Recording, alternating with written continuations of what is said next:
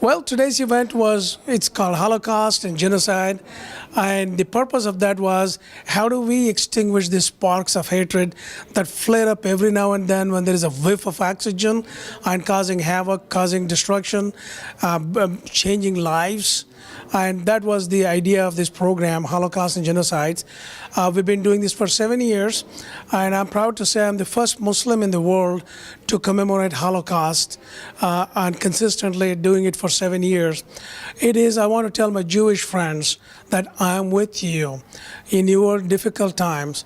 It is a very apprehensive event, and I'm also against anti-Semitism. And I know how you feel, and this Holocaust event was a needed event, and we wanted to educate people from different faiths, different traditions, different nationalities, and that was the purpose of our thing. It was education, so we can learn the inhumanity within us, each one of us. We look ourselves as victims sometimes, but we fail to see the perpetrator in us, and our goal is to learn about ourselves and find out ways to change the world and learn to say never again, never ever again. And how can we do that? And it is through education, learning small basics. When there is hatred, when there is a war between two people, and if we ever feel justified that one deserved to be killed or deserved to be punished, there is something wrong with that thinking. And that thinking, when it multiplies and grows, it leads to genocides and massacres. So we need to stop at that moment. As a part of the education, we need to learn that, hey, this is wrong for me to think that way. What can I do? And it is actually relief. Finding the truth brings a lot of relief when you connect with other people, when you don't have any hatred in you, when you don't have any prejudice against other people. That is the real bottom line happiness that you get. And I hope to take this education to every place we can. And I want to thank people attending. I want to thank for this opportunity to share some of my thoughts. And it is a fulfillment to me as a child. Growing up as a child, it was always there in my mind, how do I connect with people? And this is one of the ways. And this is a lifelong fulfillment for me to do this event. Thank you very much. For people that came to the event, and that was our consistent theme throughout the speakers and in the points we made. Number one is that other people's suffering is as legitimate as my own suffering.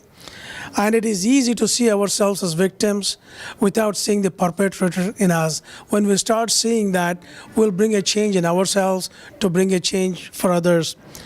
When we strip the politics out of any conflict, we can see hope. We can see a possibility of a positive change.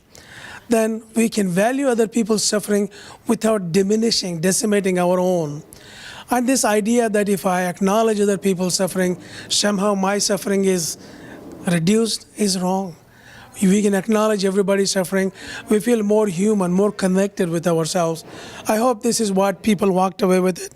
And at the end, it is a sense of individual responsibility. I hope people felt that I got to do something. The least of which is to speak up.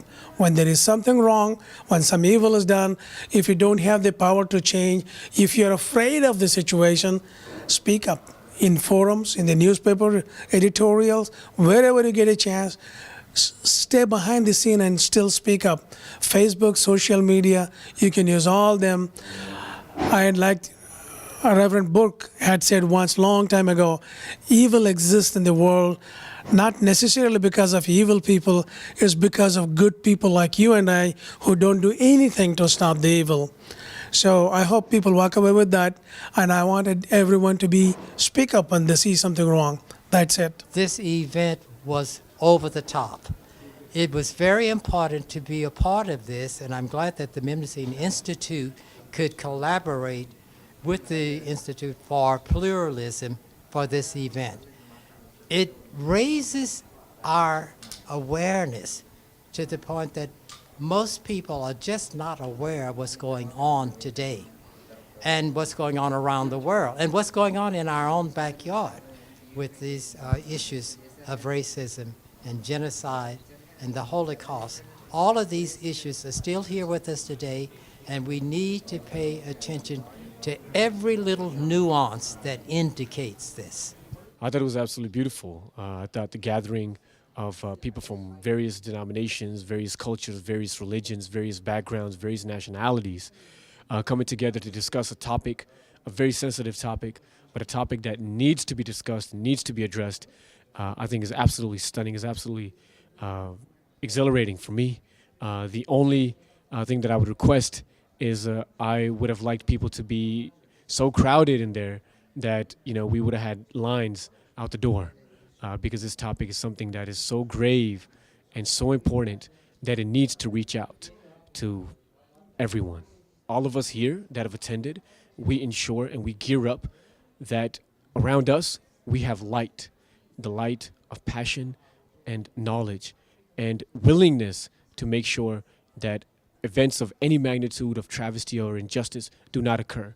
And then everyone watching to ensure that from this day on, they teach their children, they teach their relatives, and they teach themselves that whenever they see an injustice, they speak up and they vociferously and adamantly work towards a world in which our children will grow up to be free of fanaticism and injustice and intolerance.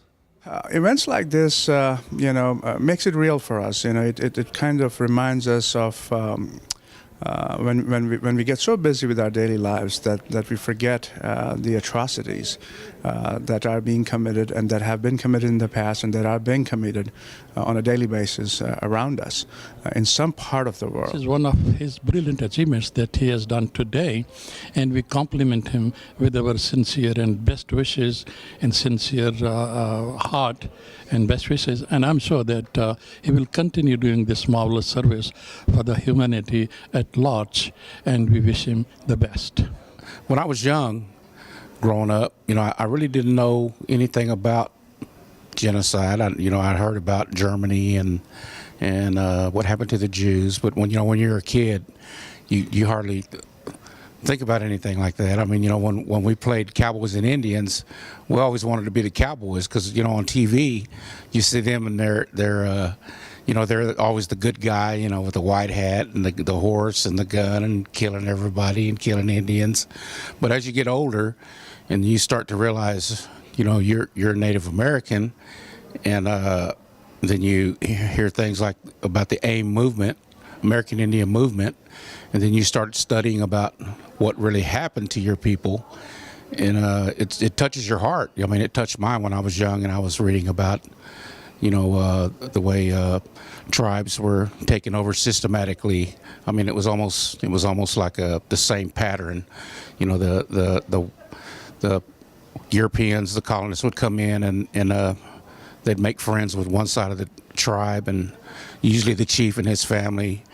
And after a while, the rest of the tribe would get angry, and then they'd introduce alcohol and other things, and then they'd be giving one side gifts. And I mean, it was all just like a plot to weaken the tribe from within before they would actually slam the hammer down on them. And it happened clear across the United States.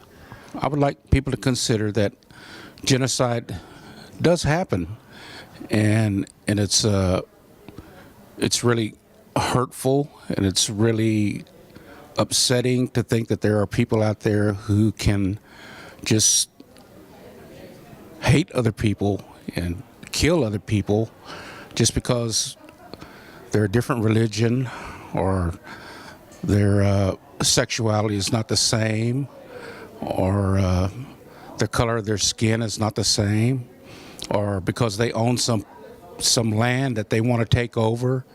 It's just horrible. And I hope that people will learn from what we're doing here today, that this type of thing, genocide, will never happen again. That's what I pray for. Well, being a full-blood American Indian, and I'm a citizen of the Choctaw Nation from Oklahoma, and a retired educator in the ISD, and a very active cultural speaker, educator, I'm always interested in to see what is out there in reference to Holocaust and genocide, especially in reference to American Indians, and knowing that it has involved other nationalities. So it's always very interesting, but I want to be there to support the other ethnics that have experienced this. So it was very, very interesting. And as we all know, we need to learn of each other and support each other. And I enjoyed the presentation. I think more awareness needs to be done, more education as far as the similarities in the differences, diversity that is represented not only in the United States but at the global. We all have very similar problems. We could have similar situation if we work together that might come in with a great results, but unfortunately we all like to be isolated. We like to be separated and do things our own way.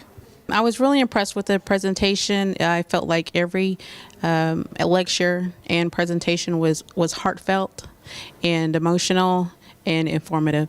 Actually, I come away with more information that I knew beforehand, involving different cultures, different other types of people that are actually the same as we are, but they may live in a different part of the country or part of the world. And I think that it opened my eyes and my heart a little bit more in the words of acceptance and appreciation and respect. I'm grateful that I attended today's event. I thought it was pretty informative. It was very interesting to hear the different points of view from the different ethnic groups. The numbers that were shown, the respect that was shown, it was pretty informative. If they want to know someone else's culture, to research it, and if they have the chance to sit down and actually learn from an individual of that culture, that would be the best way. For us as American Indians, we have a long history here in this country that we originally habitated. But there's a lot of research that in schools you don't learn, that you would have to go out individually on your own independently and do these things, to research it online, books, through the library. If you can communicate with someone, another human that you don't understand, it helps you to get along better. That's one of the main things I think racism thrives off of, is misunderstanding. You look at someone and just because they're different from you, you judge them from what you were taught or were told to judge people on. And we all, if you cut me, I'm gonna bleed red just like you. I hurt when I lose somebody. We're all really just the same. We just may look different on the outside. And all you have to do is understand, sit down with somebody, talk with them, friendships could be born. There's a mixed bag. As far as being American Indian, there's representation of what the real story is. There's other parts where you scratch the surface.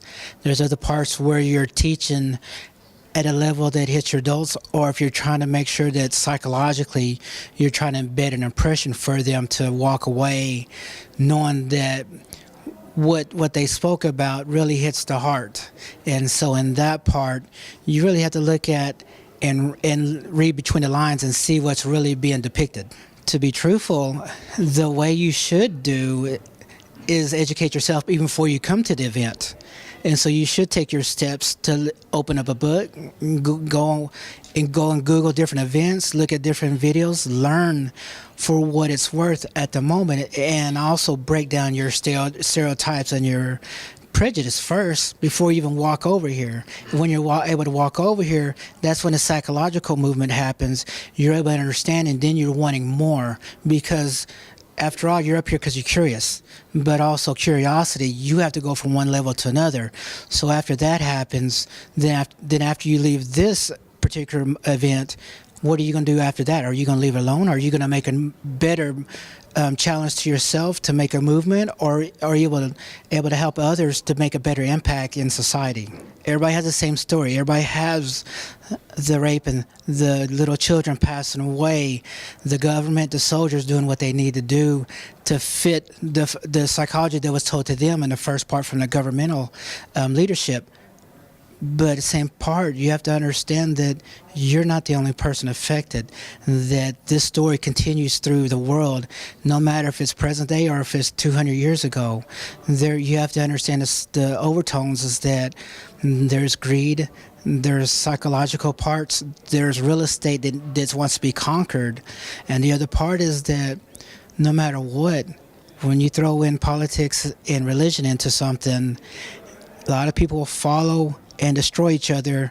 But when everything clears up, you have to pick up the pieces and find out after that there's a lot of landmarks and a lot of milestones that has been destroyed. So mending all those bridges will take forever. And I think that reconciliation through the masses, after a while, you'll be able to talk and everybody has the same story. You'll be able to grow, and then after a while, you'll be able to connect. It's been a very informative and moving event. I think that the speakers had a good command of the subject matter and the details of events that we may know about if we're students of history intellectually, but we don't often spend time studying, and so it was good to hear. I don't know if good's the right word. I think of particular interest was what the Native Americans had to say about the experience of Native Americans on this continent and in this country. It's such a complex subject. I don't feel like in such a short amount of time it can be really covered adequately. I think it's very hopeful that there are people that came in order to engage the subject matter, which is a difficult subject, a difficult question to address in terms of how do we respond to injustices that we find in the world that we live in today. I think we tend not to do anything because we don't know what we can do. But also I noticed that there was a message, it wasn't spoken quite as loudly, but it was there, I definitely heard it, that in the event of our daily lives, things do happen and things are said where we have an opportunity to speak up about them.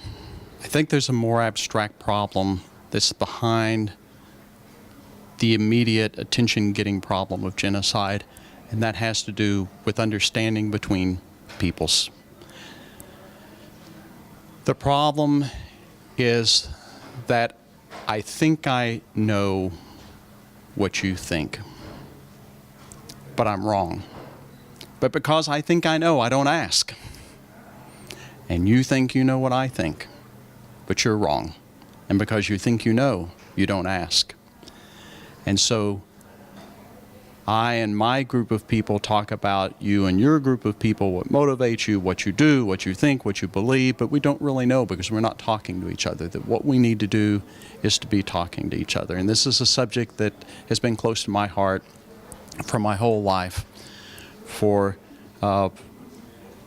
45 years I've been an Esperantist, and that's all about intercultural, international communication.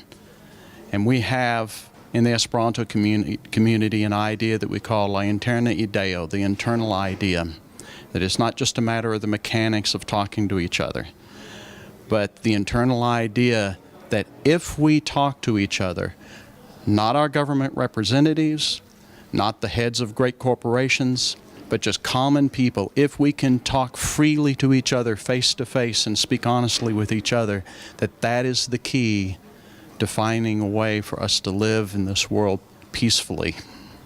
And nothing less than that will accomplish it. That ultimately, that's the solution. We have to know each other. We have to speak to each other.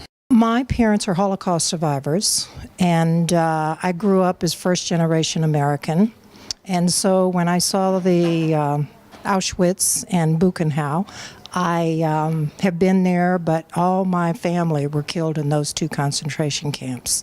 So I grew up in a family that knows about the pain, and my mother, who's still alive, is 87, and I can tell you, I was telling them inside that I spent the whole evening with her last night because she has nightmares and can't deal with what happened to her. So, you know, I grew up without a family. There were no grandparents no aunts, uncles, cousins, and I can't imagine what my parents went through. And then you hear about all the genocides in the world. And it's a pain that a lot of people just suppress, and they don't want to talk about it, or they hide it. And we need to face it, deal with it, and find a way to love each other. I think we learned about each other. We learned that pain is pain. We all can relate, like of course I relate to the Holocaust, and in Rwanda, people from there relate to there. But one thing we all have in common is that there's hate and there's love.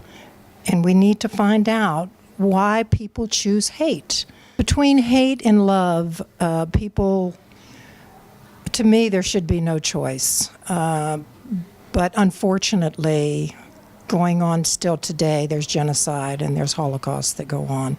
And I think what we'll take home with us today is that we all know that we have to share our knowledge, accept it, and then go on and try to work together. I think it has to go to the children. If I took children from all over the world, every country that has genocide, and even though they didn't speak the same language, they would all love each other and get along. And we need to learn that again. So I think we need to start with educating children about what is happening so that when they're still young, we can educate them to understand that not to choose hate, to choose love. For us, it was a need to tell the story in order for healing to begin. And it's not to point fingers and people say, it's your fault.